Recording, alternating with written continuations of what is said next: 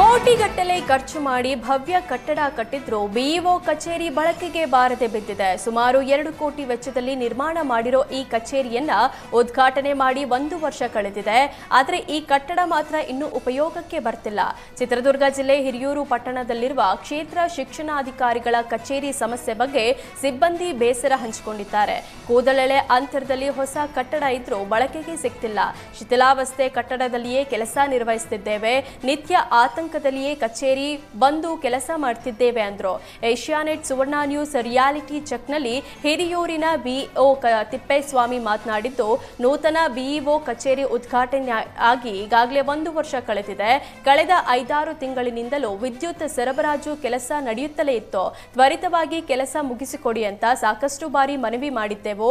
ಆದರೂ ಸಹ ಈ ನೂತನ ಕಟ್ಟಡದ ಕಾಮಗಾರಿ ತುಂಬಾ ಮಂದಗತಿಯಲ್ಲಿ ಸಾಗಿದೆ ಅಂದ್ರು.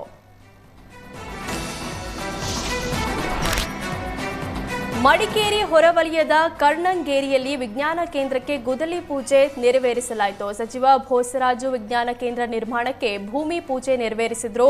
ಉಪ ಪ್ರಾದೇಶಿಕ ವಿಜ್ಞಾನ ಕೇಂದ್ರ ಮತ್ತು ತಾರಾಲಯ ಕಟ್ಟಡ ನಿರ್ಮಾಣಕ್ಕೆ ಗುದ್ದಲಿ ಪೂಜೆ ನಡೆದಿತ್ತು. ಶಾಸಕರಾದ ಮಂತರ್ ಪೊನ್ನಣ್ಣ ಕಾರ್ಯಕ್ರಮದಲ್ಲಿ ಭಾಗಿಯಾಗಿದ್ರು. ಸುಮಾರು 7 ಎಕರೆ ಪ್ರದೇಶದಲ್ಲಿ 8 ಕೋಟಿಗೂ ಅಧಿಕ ವೆಚ್ಚದ ಕೇಂದ್ರ ನಿರ್ಮಾಣ ಮಾಡಲಾಗುತ್ತಿದೆ.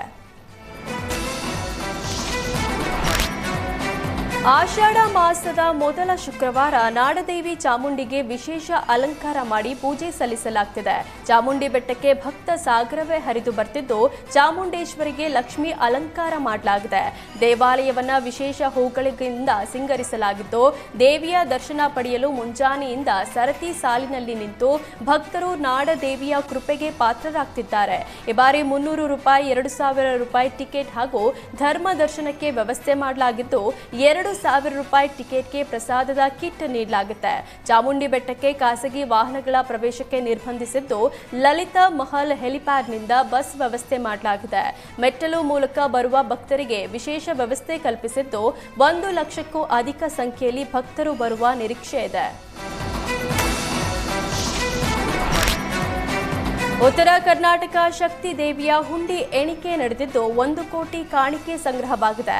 ಬೆಳಗಾವಿ ಜಿಲ್ಲೆಯ ಸವದತ್ತಿ ತಾಲೂಕಿನ ಶ್ರೀ ರೇಣುಕಾ ಯಲ್ಲಮ್ಮ ದೇವಿ ದೇಗುಲದಲ್ಲಿ 2 ದಿನದಿಂದ ಹುಂಡಿ ಎಣಿಕೆ ಕಾರ್ಯ ನಡೆದಿದ್ದು, 1 ಕೋಟಿ 4 ಲಕ್ಷ ಭಕ್ತರಿಂದ ಕಾಣಿಕೆ ರೂಪದಲ್ಲಿ ಸಂಗ್ರಹವಾಗಿದ್ದು, 5.33 ಲಕ್ಷ ರೂಪಾಯಿ ಮೌಲ್ಯದ 53 ಗ್ರಾಂ ಚಿನ್ನಾಭರಣ, 1.27 ಲಕ್ಷ ರೂಪಾಯಿ ಮೊತ್ತದ 1,276 ಬೆಳ್ಳಿಯ ಆಭರಣಗಳು, 98.23 ಲಕ್ಷ ನಗದು ಹಣ ಸೇರಿ 1.04 ಕೋಟಿ ಮೊತ್ತದ ಕಾಣಿಕೆ ಸಂಗ್ರಹವಾಗಿದೆ.